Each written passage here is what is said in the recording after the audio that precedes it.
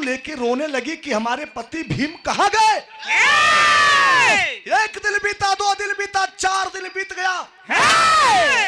5वें दिन एक पुत्र पैदा हुआ जिसका नाम रति और भीम के संपर्क से एक पुत्र पैदा हुआ पंचो, जेकर नाम कवि विजय बुलार बताए। विजय बुलार आज माई के गोद में खेलत हो। बिरहा में एक लाइन गीत लगलाल।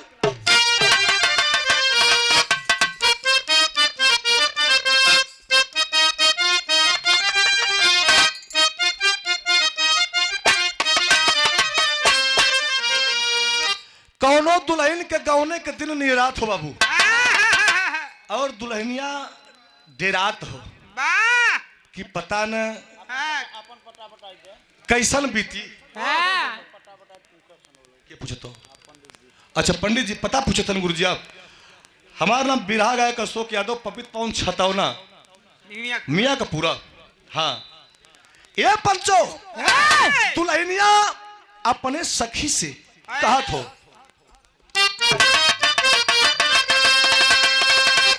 कि जब से गवानवा के,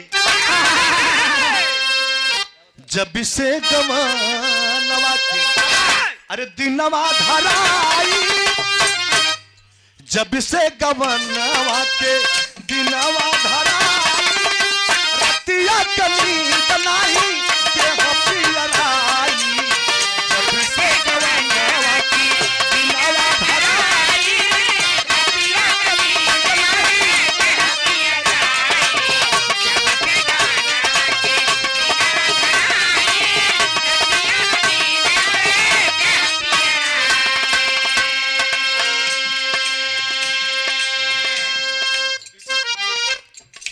हमारे बहुत ही अजीज मित्र आप टीटू, अष्टमी पे हमारा बिरहा इन्होंने दिल्ली में कराया था। सरकार बहुत दिन हो गया, आज 4-4 साल हो गए। ये डब्लू भैया कर रहे हैं ना, बजाओ यहाँ। धन्यवाद भैया, और बढ़िया है। ए बाबू वो माई अपने बेटवा विजय बुलार के गोद में लेके चूमत हो, हमार लाल है बेटा, हमार बेटवा दरोगा बनी है, हमार बेटवा पुलिस बनी है, हमार बेटवा राजा हुई है। माई दुलारत हो, पुचकारत हो, अपने सीने से अपने करेजा से लगा के बेटवा के ढांके हो। और एक बात कहत हो, लाल के जन्म से बाजे, लाल के जन्म से बाजे द्वारे पे बधाई,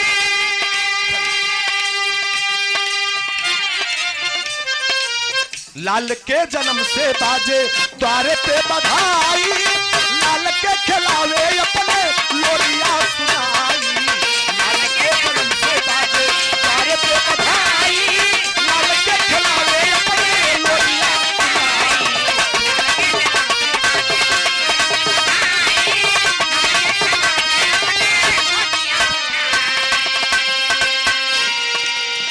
ये पंचो यार से भाई सोहर सुने रहे यार से भाई, आप लोगों सोहर सुने रहे, खाली बानगी दे पे हम पूरा गायब ना।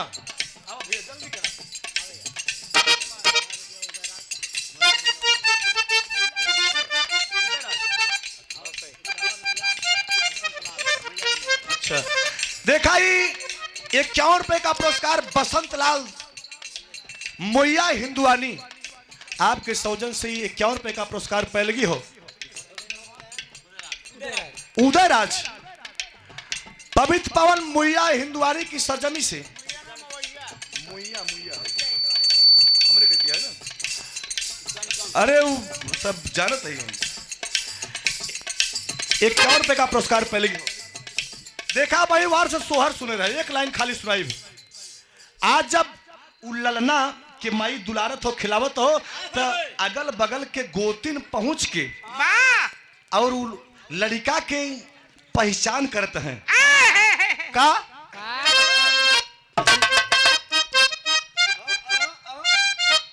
अरे ये हो ललनी तोर चितवन,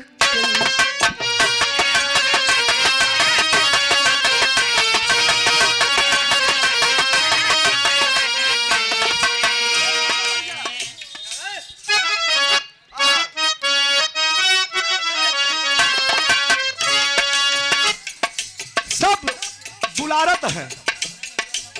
ये हो ललन तोरा चितवन कैसे, ये हो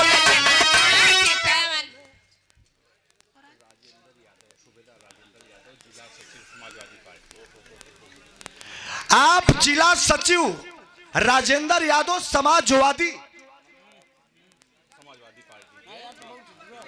समाजवादी के कर्मठशील जुझारू नेता आप राजेंद्र प्रसाद यादव,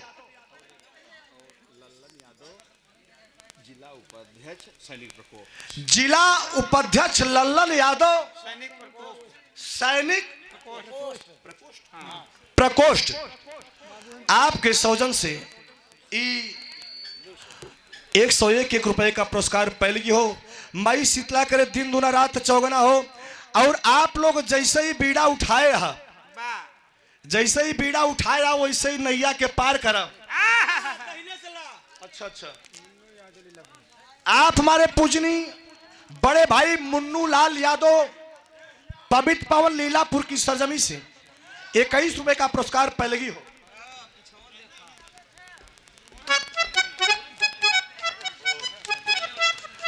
आप हमारे पूजनी बाबू जुलूम भारतीय लीलापुर की सरजमी से 21 रुपए का पुरस्कार पहले हो। अरे ए हो ललन तोरा चितवन कैसे, ए हो ललन तोरा चितवन कैसे,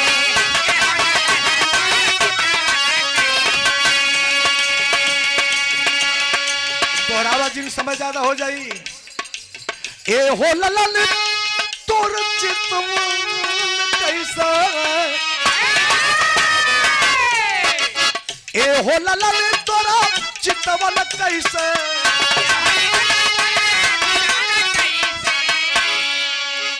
ये 51 रुपए का पुरस्कार राम दत्त यादव लीलापुर की पावन धरती से पहले हो। चमके ऐसे सूरजवा जैसे, सूरजवा जैसे, चमके ऐसे सूरजवा जैसे, ए हो ललन तोरा चितवन कैसे, चमके ऐसे सूरजवा जैसे। लेकिन ए पंचो आज कहानी पर आप लोगों ने जा विजय बुलार माई के गोद से बाढ़े लगा पंचो, और बाढ़त बाढ़त 7 साल के हो गए। बाढ़त बाढ़त 7 साल के हो गए। जब 7 साल के हो गए तो होत का बा का मास्टर,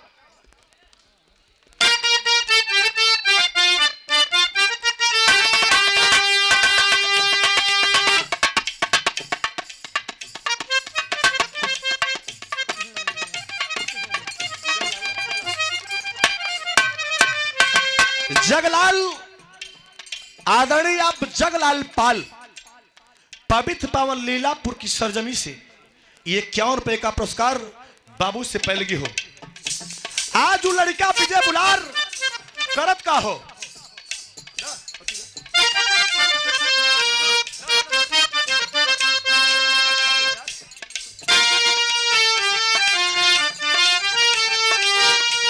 और लड़कल का साथ खेले विजया बुलार हो।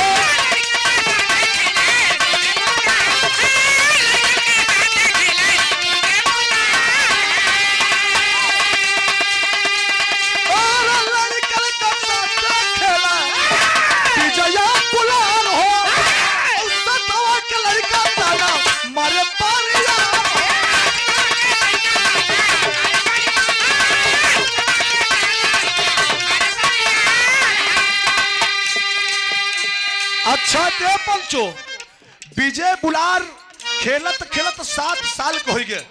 पंडित जी विजय बुलार भीम के लड़का 7 साल के हो गए। एक दिना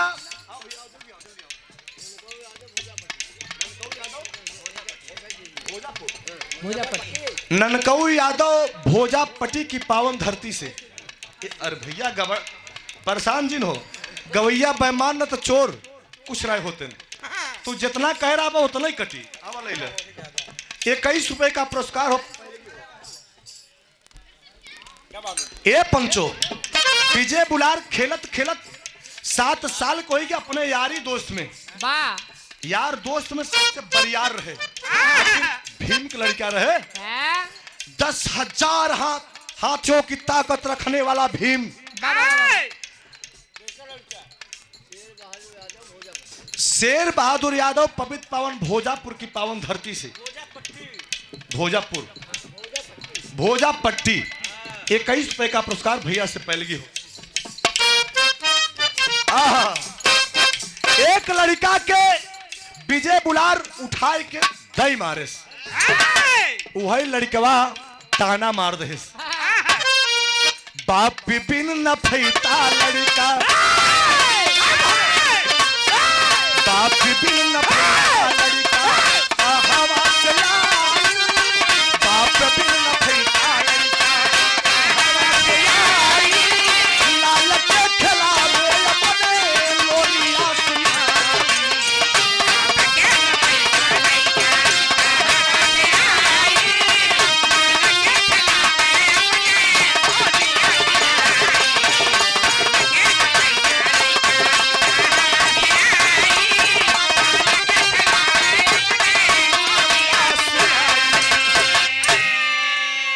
मंजीत भाई एक बार खड़ा हो जाए भैया, स्वागत होगा। इतनी उम्र में इतनी प्रसिद्धि बहुत बड़ी बात है।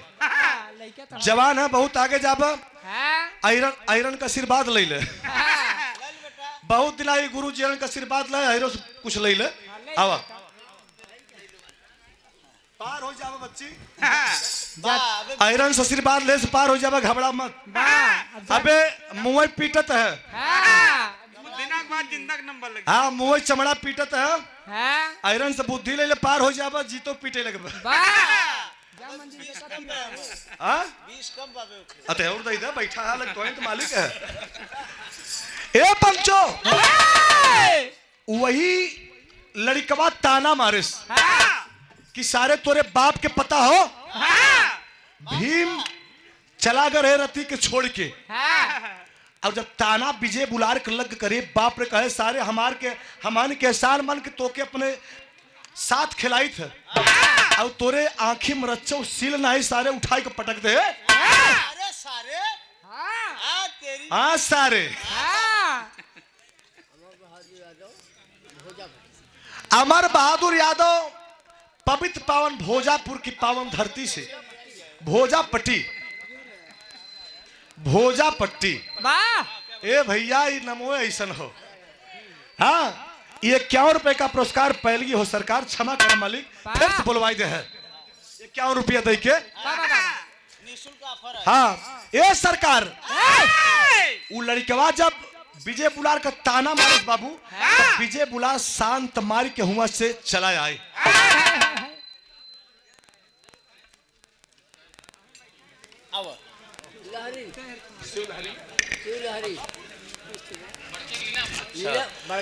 इक्कीस रुपया का पुरस्कार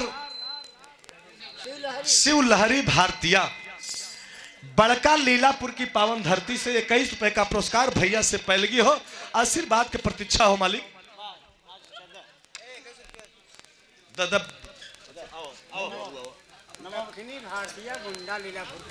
दक्षिणी भारतीय गुंडा लीलापुर पावन धरती से देखा, गुंडा टैक्स लग जाए बाबू।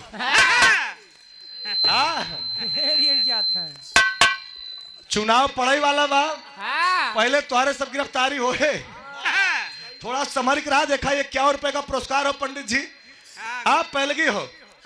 देखा ये तो हंसी मजाक होना, बोला जाए तो कैसे काम चले। अब जल्दी जल्दी जल्दी सरकार, हम जाना थे भाई, टाइम भर सबके। अब हम हो गए। देखा ही आज जौने टेंट के छाया में हम आप विराजमान है, आरएस रेडीमेड व्यवस्था जमाना चला गया दिगंबर वाला कि 2 दिन पहले से खूंटा छिलाए, बड़ा खूंटा उपारे हुआ पंडित जी आपो हम सब बचपना में बांसे वाला खूंटा। हाँ ये 21 रुपए का पुरस्कार पहलगी हो। ए पंचो आज विजय बुलार जौनी समत चुपचाप वहां से चलाया, जवाब नहीं दिया। पैरों तले जमीन खिसक गई। रति अपने बेटवा के अपने बाबू के नाम नहीं बताए रही कि तोर बाबू के हैं। आज रति जौनी समत पंचो घर महल में बैठी हो, विजय बुलार पहुंचा है दरवाजा के सामने। दरवाजा के सामने पहुंचा, माई देखत हो, माई देखत हो, कहे कि हमार बेटवा कुछ बोलत ना हो, बासत ना हो। बुलाए माई, लेकिन कहे माई बेटवा प्यास लगी हो? नहीं। भूख लगी हो? कहे नहीं। कहे तब कहो। कहे माई एक बात हमके बताओ। कहे का? वही बड़ा हल्ला होता है, डिस्टर्ब होत भैया। देखा के थोड़ा रच के शांत करावा।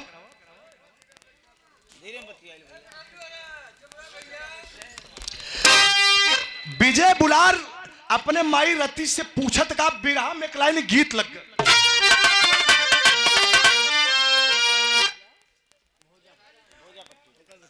लाला यादव भोजापुर की भोजापट्टी, उनकर बेटवा ननकऊ की तरफ से 11 रुपए का पुरस्कार भैया से पहले।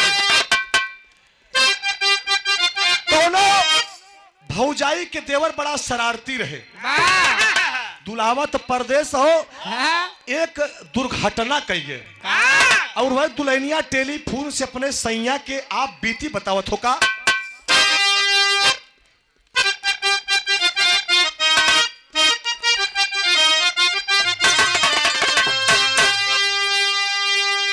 अरे क्या करा सका ही अपने दिलवा के हाल तत्काल आई हा, तत्काल आई हा, देवरा काटाले बागाल तत्काल आई हा, देवरा काटाले बागाल।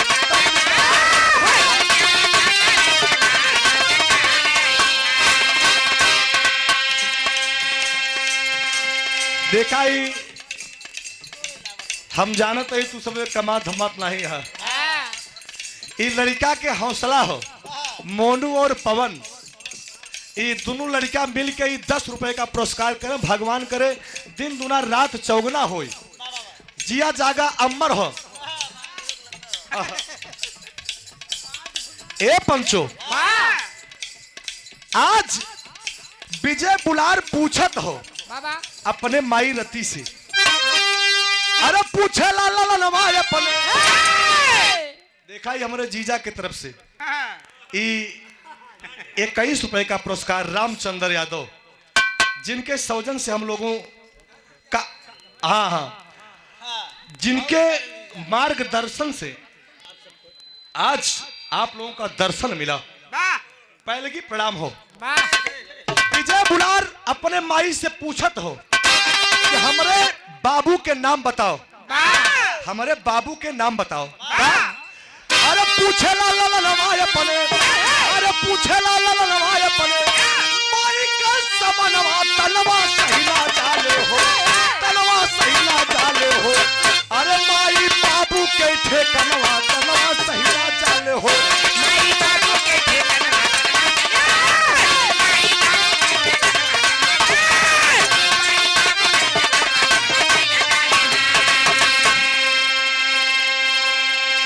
विजय बुलार अपने माई से पूछे, माई इतना दिन तक तू बहुत छिपाऊ, लेकिन हमारे बाबू के नाम बताओ, हमारे बाबू के नाम का हो।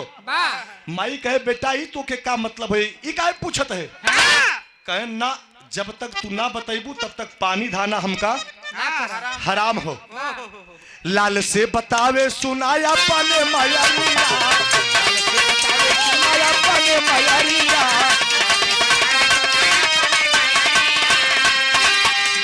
माई समझ गया कि बेटवा जिद्दी हो, मानी ना और बतावे के परी।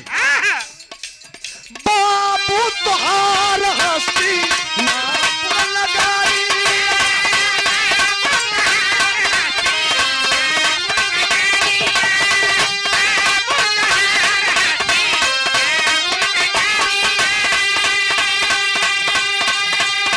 ए पंचो बात के समझ ला। रति अपनी बेटवा विजय बुलार के बताए, कहे माई अगर तई बताए होते तो जो हमका ताना मारे है तब उन्होंने के मुँह पे तमाचा मार के आए हमारे बाबू का नाम ई हो। हमार बाबू हस्तिनापुर के रहे वाला है। कहे हाँ, कहे माई नमो बता दे।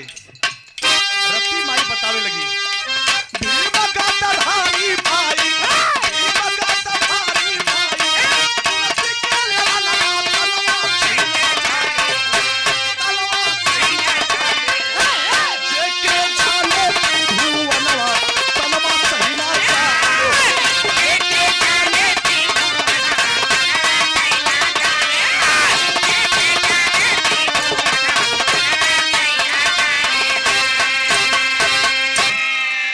ए पंचो रत्ती बताए कि तुम्हारे बाबू के नाम बेटवा भीम हो, 10,000 हाथी की ताकत हो। इतनी बतिया जौनी समझ विजय बुलार सुना। ए पंचो इतनी बतिया जौनी समझ विजय बुलार सुना। कहे माई बस अब हमके जाई दे। कहे कहाँ जाबा बेटवा? कहे अपने बाबू से मिले। कहे अरे तू 7 साल के तुम्हारा अवस्था लाल, कहाँ जाबा? कहे माई बिना बाबू से मिले न आई। माई बहुत रोके, लेकिन 7 साल का बच्चा, छोटा धनुष और छोटा बाण, छोटी अवस्था। आज चल बसा जौनी समत हस्तिनापुर की धरती पे कदम को रखा। बिरहा में टेरी के भाव लगा लाल।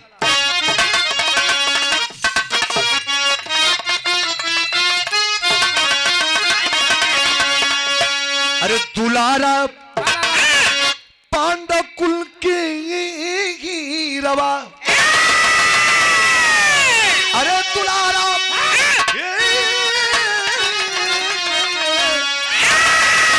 अरे दुलारा पांडव कुल का हीरा, अरे दुलारा पांडव कुल का हीरा, अरे लड़ने चांद पिता से अपने पिता।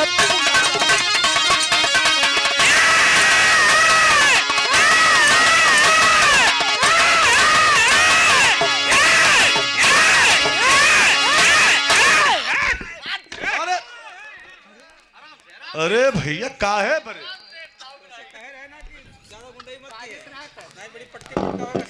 देखा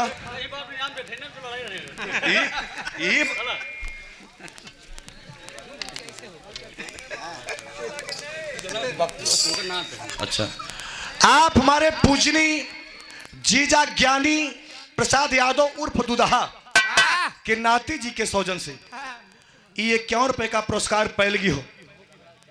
ए पंचो जौनी समत विजय बुलार हस्तिनापुर की धरती पे कदम रखा। कल्पना करत हो कि माई बताए हो कि बाबू के नाम भीम हो, 10,000 हाथी के ताकत हो। अपने बाबू से मिलब, हमार बाबू कैसे होई, कितना मोट होई, कितना लंबा होई, कितना चौड़ा होई है, कल्पना करत हो। इलाहाबादी चौक लग लाल।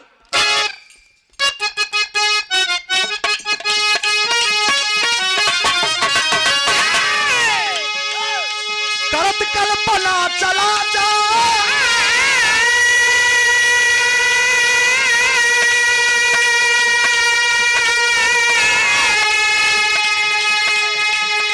करत कल्पना चला जात रही या में शकुनी गया भेटा।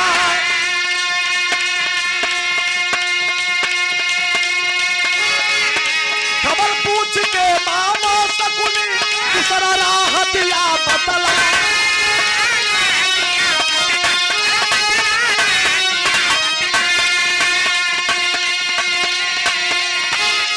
घंटा द्वारे बोटाना है, घंटा द्वारे बोटाना है, लोहे का तू दिया बता।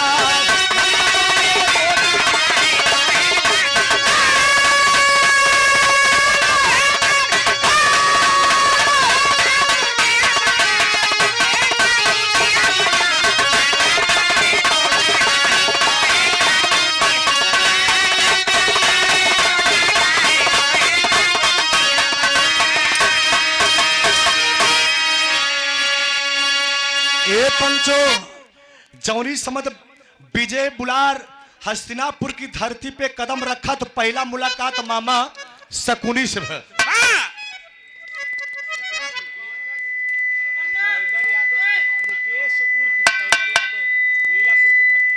मुकेश उर्फ छैबर यादव पवित्र पावन लीलापुर की पावन धरती से 51 रुपए का पुरस्कार भैया से पैलगी हो। ए पंचो, आज मामा शकुनी से जौनी समत मुलाकात होत हो, विजय बुलार सोचने लगा अगर इनसे हम पूछेंगे तो हमारे पिताजी का पता मिल जाएगा। आज शकुनिया 3 टेढ़े कटेढ़ जौनी समत विजय बुलार पैरों पे गिर के प्रणाम किया। शकुनी आशीर्वाद दिया कि चिरंजीव हो बेटा, खुश रहा लाल। क्या नाम हो? ए भैया, कहा तू सब? अरे यार बैठा, सरकार हमरो रोजी रोटी चले इधर।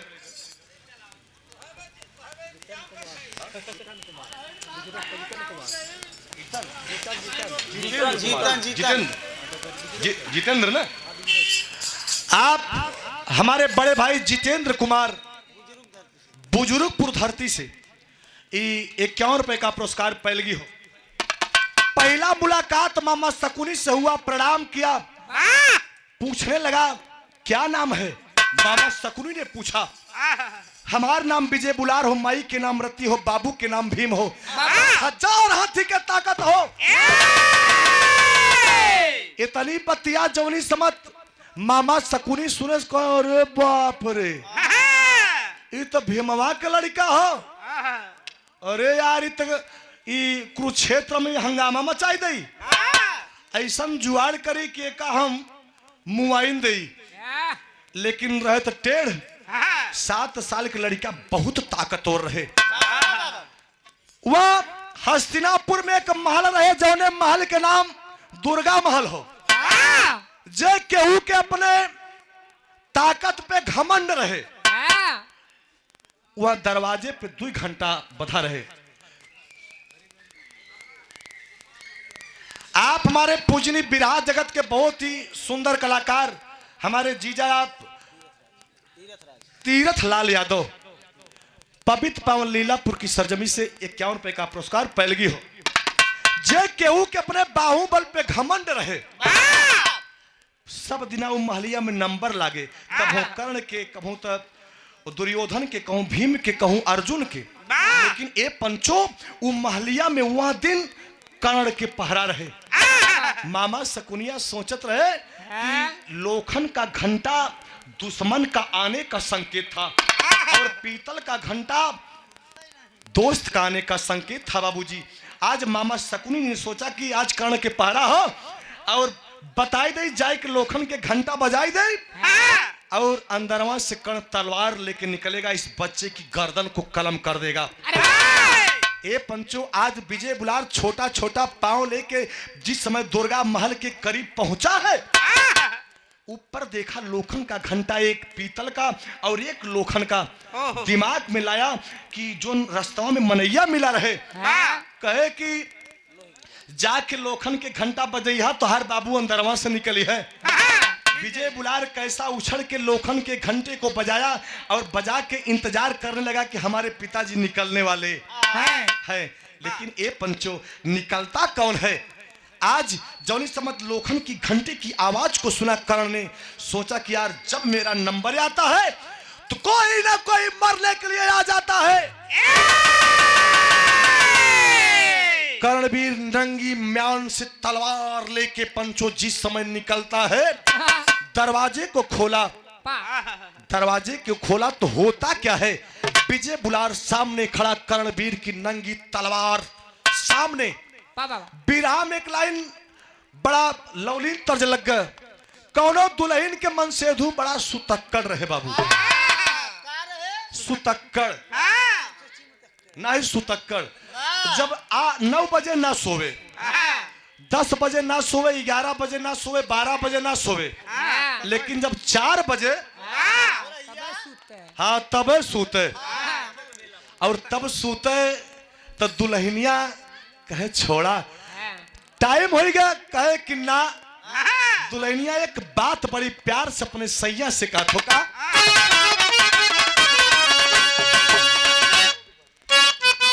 अरे दिया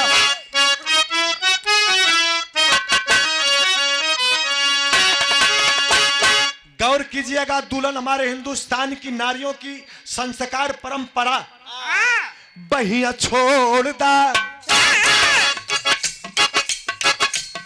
बहिया छोड़ दा तू भोर हो गई बापलम हमरा लागे शरम, हमरा लागे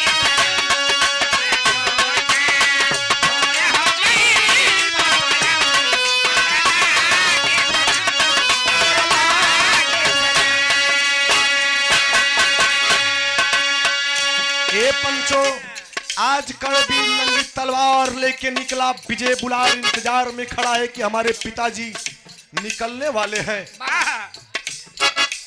लेकिन कड़बीर जैसे तलवार को चलाना चाहता है।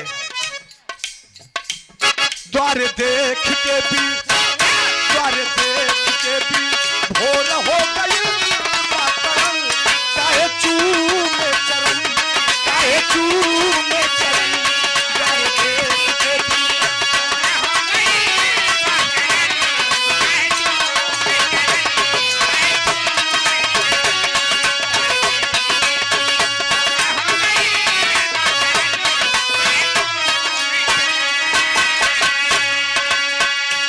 के संगे भाई झूसी ताली आपके सौजन से 51 रुपए का पुरस्कार भैया से पैलगी हो।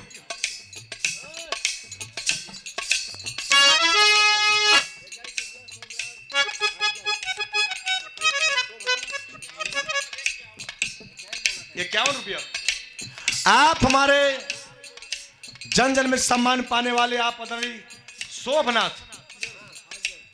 हरजन, भगवान के नाम से आपका नाम जुड़ा है।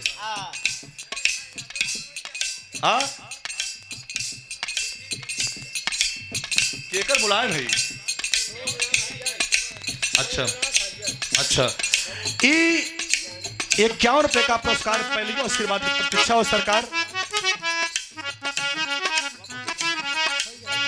आज जौनी समत कर दरवाजे को खोला विजय बुलार। मामा शकुनिया बता रहा कि लोखन के घंटवा बजेबा तो हर बाबू निकली है। जैसे दरवाजा खुला विजय बुलार झम से पैर पे गिर पड़ा। प्रणाम। कर्णवीर की तलवार आसमान में टंगी की टंगी रह गई।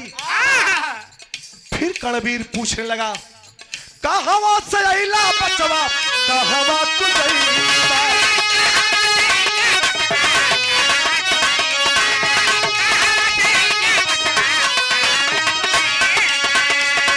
विजय बुलार जब पैर को छुआ तो कर्ण की तलवार आसमान में टंगी रह गई। तो उसने सोचा कुछ न कुछ दाल में काला है। कहने लगा, बेटा तूने घंटा तो लोखंड का बजाया, लेकिन पैर क्यों छू रहा है? कहवा से अइला बचवा, कहवा तू जइबा।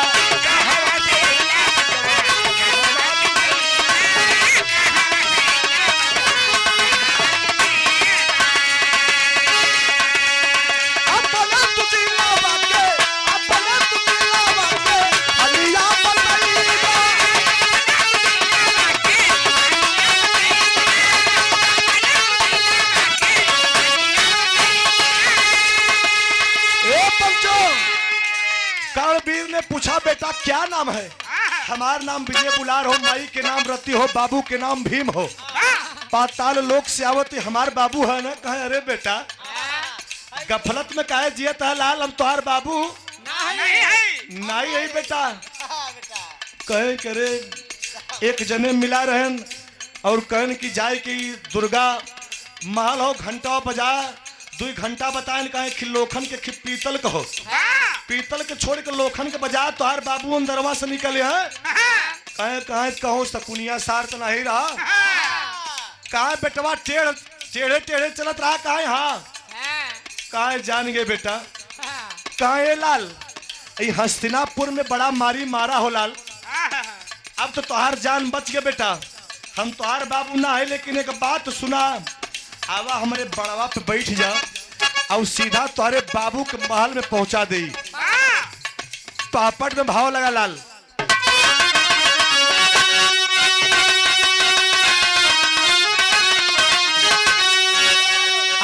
जी ने पूछा केहू से, अब्बा जी ने पूछा, कर्णवीर कह रहा है अगर बेटा जिंदगी चाहते हो तो हस्तिनापुर की पावन धरती पर किसी से अपने पिताजी की पता मत पूछना। कर्णवीर ने कहा अपने पिताजी का पता किसी से पूछना मत, नहीं तो बेटा यहाँ जीवित बच गए लेकिन जीवित नहीं बचोगे। अरे अब्बा जी ने पूछा केहू से डगरवा पचवा चली जाए, अरे अब्बा जी ने पूछा केहू से डगरवा पचवा चली जाए और ना ही तोहरा चली जाए, परनवा पचवा चली जाए।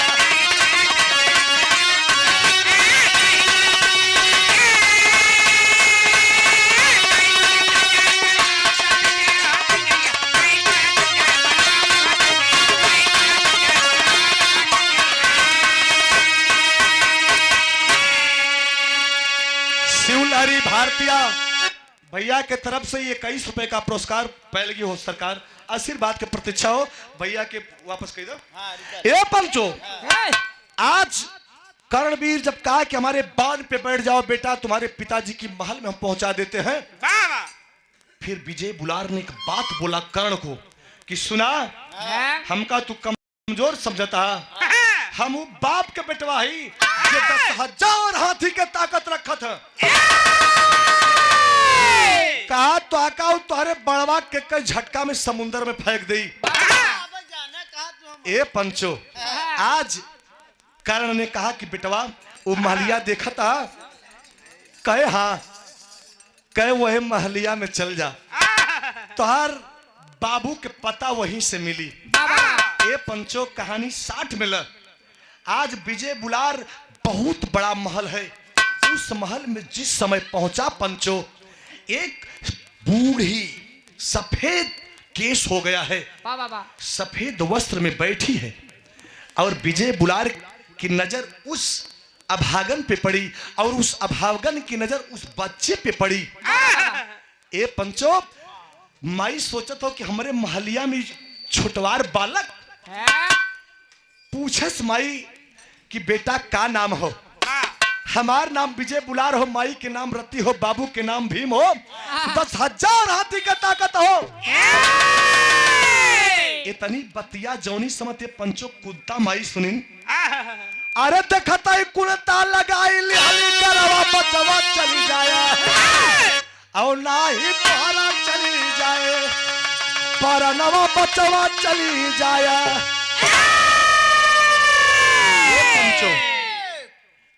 विजय बुलार की जौनी समत सुनत है, कहे तो हमारे भीम बेटवा के लड़का आया, कहे हाँ हमार नाम विजय बुलार हो, माई के नाम रति हो।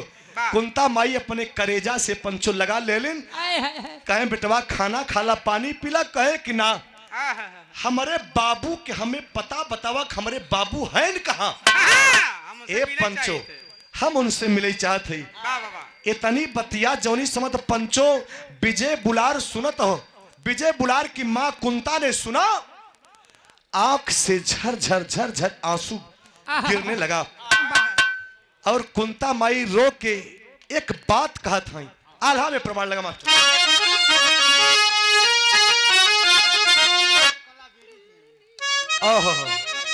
बुल्लू, आप माने पूजनी मुन्नू त्रिपाठी, मुन्नू है बताएं भैया, झुन्नू त्रिपाठी गुरु जी के सौजन से बीडीसी आपके सौजन से क्षेत्र पंचायत सदस्य आपके सौजन से 101 रुपए का पुरस्कार पैलगी हो, आशीर्वाद का प्रतीक्षा हो। ए पंचो, कुंता माई रो रो के अपने बेटवा अपने नाती विजय बुलार से करे बाप के पता बतावत है।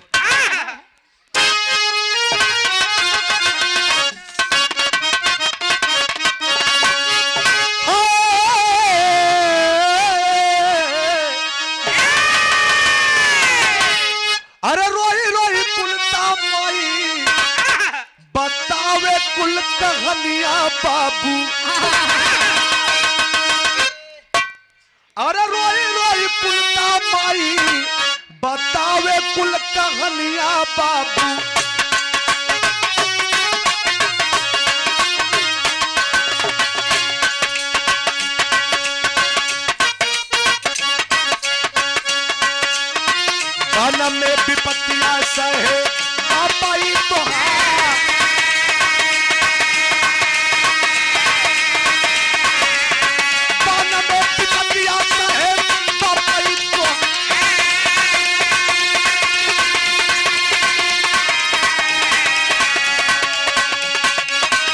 से दुर्योधन पापी दिया बना बचा।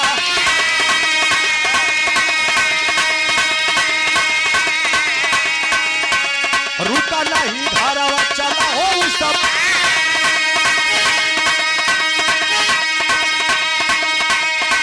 बन में दीदारिया मयरिया का करा।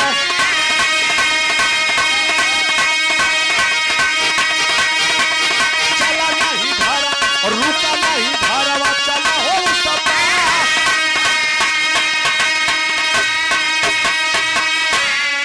ए पंचो कुंता माई कहे बेटवा तुम्हारे बाबू के दुर्योधन पापी छल से 14 वर्ष का वनवास दे दिया है।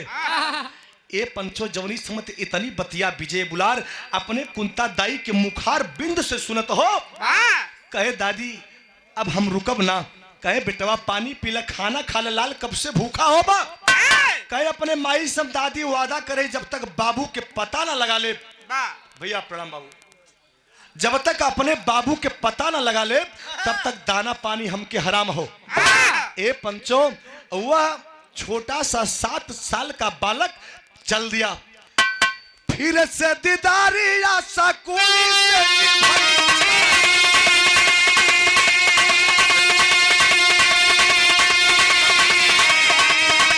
फिर से दीदारी या सकुनी का भैया।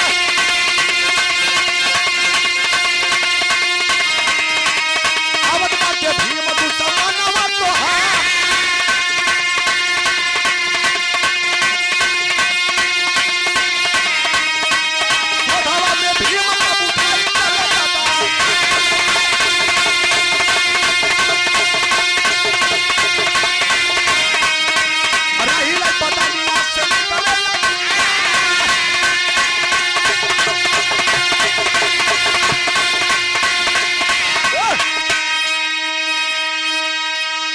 ए पंचो बिरहा के मेन निचोड़ आप लोगों ने सुनना ना पूरा बिरहा खराब हो जाई।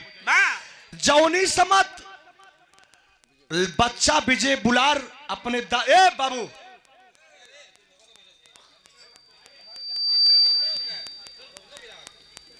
यार बैठा तो हर गई ये पिछवाड़ा का बैठा बुजुर्ग आदमी होई गए। पिछवाड़ दिखावट है खराब कोई नहीं लड़कियां कौन बुढ़ाई में। हाँ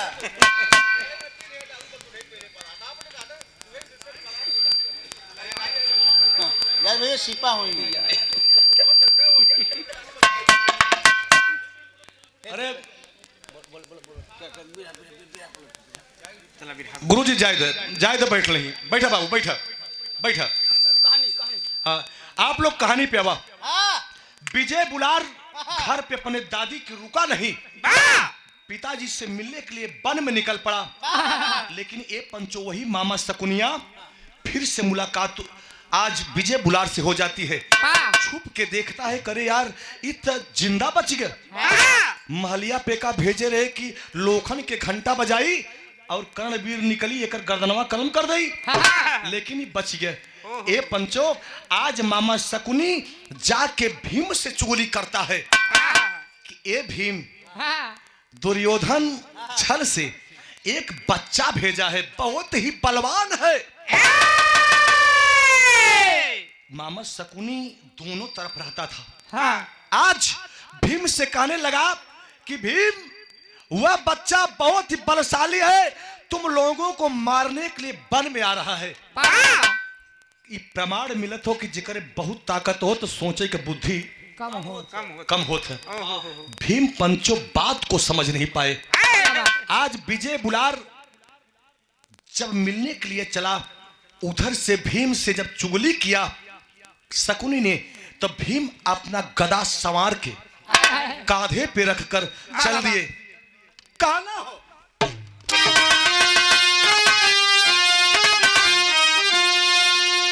अरे वाहर मामा शकुनी कल भीम से चुगली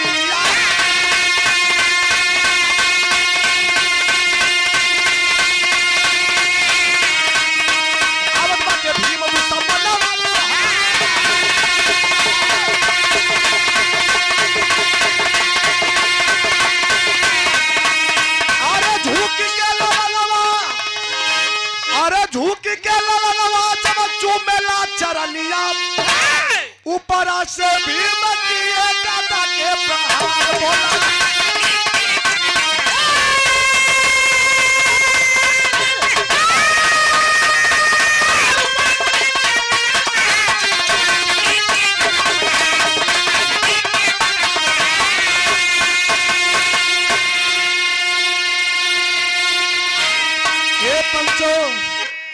आज विजय बुलार एक नौजवान को देखता है, हाथी के समान शरीर धूम हिलाता हुआ गदा को कंधे पे सवार करके जिस समय निकलता है, आंखें लाल लाल भर गई।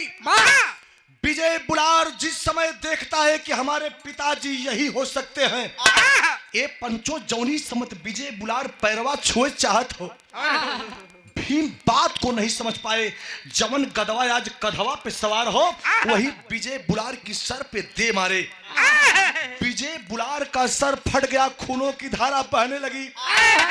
विजय बुलार रोने लगा, आप मेरे पिताजी नहीं हो सकते, हमार नाम विजय बुलार हो, हमार नाम विजय बुलार हो, माई के नाम रति हो, बाबू के नाम भीम हो, 10,000 हाथी के ताकत हो, हमारे बाबू से हमें मिला दा।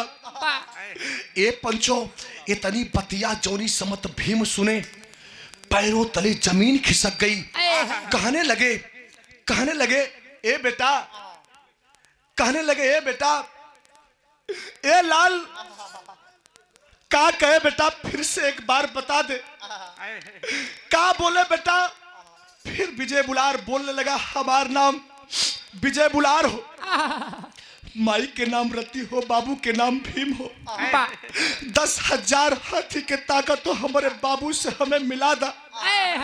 ए पंचो आज भीम इस बात को सुन के आंखों से झरझर आंसू गिरने लगी। आज विजय बुलार को अपनी गोद में उठा के विजय बुलार को सहलाने लगे। भीम आंखों में आंसू लेके रोने लगे, कहने लगे, लाल ये क्या हो गया, अपने ही हाथों हमने अपने कुल का दीपक बुझाना चाहा। भीम रोने लगे। आज भीम की आंखों की आंसू पोंछते हुए विजय बुलार एक बात कहने लगा, पंचो आखिरी लाइन हो,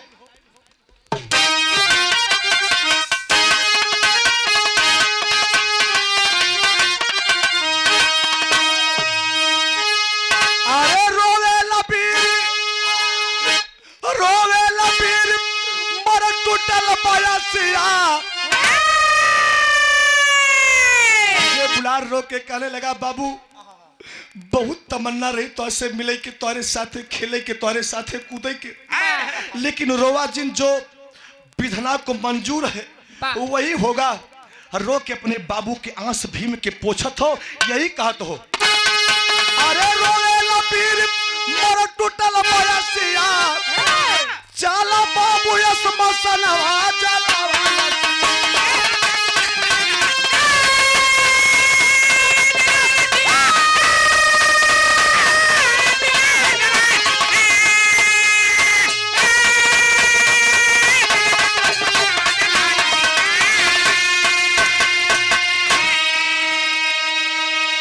अरे बढ़िया बिलास रहे, अब मिलन के करनवा हो, कहे बहुत अभिलाषा रहे बाबू, तोरे साथे जिए के रहे के, लेकिन ये विधना के मंजूर ना हो मालिक। ए पंचो आज विजय बुलार इस दुनिया को छोड़ के जाने लगा, भीम की गोद में सांस को तोड़ रहा है। एक बात अपने पिता भीम से एक बात और कहा, आखिरी भाव, आप शिव बहादुर यादव पवित्र पावन कोटवा की पावन धरती से 21 रुपए का पुरस्कार पहले देखा। ये हमारे गुरु जी के सौजन से आशीर्वाद हो, गुरु जी के सौजन से। अजय कुमार दुबे काका मंडल उपाध्यक्ष महर्षि दुर्वासा धाम भारतीय जनता पार्टी गंगा पार प्रयागराज निवास लीलापुर खुर्द कोटवा प्रयागराज की पावन धरती से 51 रुपए का पुरस्कार गुरु जी से पहले हो। ये पंचो विजय बुलार की सांस टूटत हो और अपने बाबू भीम से आखिरी बात कहत हो, अरे मरले के खबरिया हमारे हो माई के बतैया हो। ए बाबू, हम माई से कह रहे कि बाबू के दर्शन करके पाताल लोग फिर वापस आ जाए। ए बाबू इतना कर दिया कि हमरे माई के बता दिया कि विजय बुलार बेटवा तोर यहाँ दुनिया में ना हो न तो हमार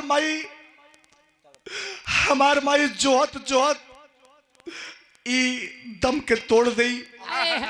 हमरे माई के बता दिया बाबू। तब तक पांचों युधिष्ठिर, अर्जुन, नकुल, सहदेव सब करीब में आ जाते हैं। चारों तरफ से घेर लिए। भीम की गोद में हुआ अबोध 7 साल का बच्चा तड़प रहा है, रो रो के यही कहता है, अरे मरले के खबरिया हमारी के बतैया हो और अपने हाथवा से हमारी लसिया के जलैया हो। कहे बाबू, ये हमारा अंतिम इच्छा हो, हमरे लाश के आप ही जला बाबू। विजय बुलार की बात को सुन के भीम कहने लगे, बेटा कितना रुलाएगा, कितना रुलाएगा लाल, मुझे माफ कर दे बेटा, मुझे माफ कर दे। अरे मरले के खबरिया हमारी से बतैया अपने हाथवा से हमारी लसिया के जलाई।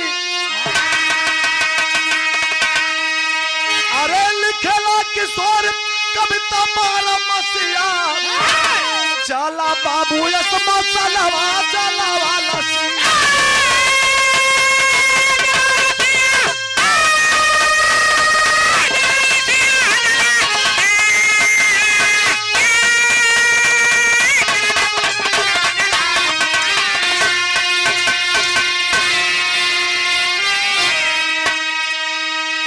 हे पंचो, आज पांचों पांडव भीम की गोद में और विजय बुलार इस दुनिया को छोड़ के चल बसा। पांचों पांडवों ने मिलकर उस जंगल में चिता को सजाया और विजय बुलार के मृत शरीर को चिता पर सजाकर बाबूजी जला दिए। आसमान चिघार मारने लगा, धरती मां कांपने लगी। एक बेटे के मृत्यु एक बाप के हाथ। विराज समझ में आई बाबू? अगर आप लोगों का विराज समझ में आएगा तो हमारा गांव सफल हो। अच्छा, लास्ट में गुरु घराने का परिचय हो। गुरु राम गुरु तुलसी कवि कोमल की बलिहारी।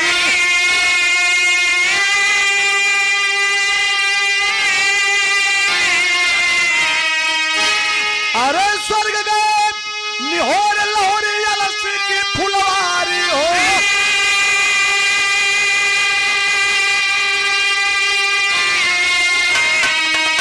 दुलारा पांडव कुल का हीरा, दुलारा पांडव कुल का हीरा। अरे नाने अशोक यादव के माई के सहारा हो, दुलारा पांडव कुल के हीरा।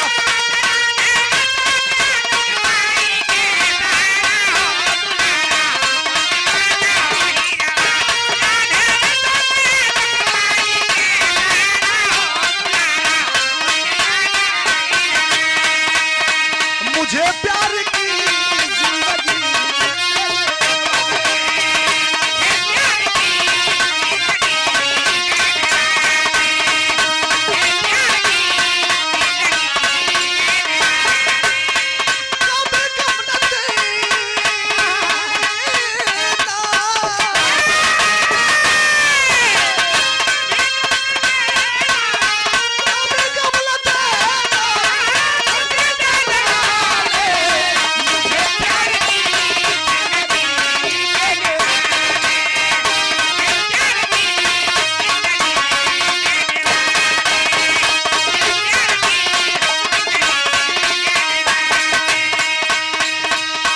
भैया प्रेम से बोला हो जाएगा।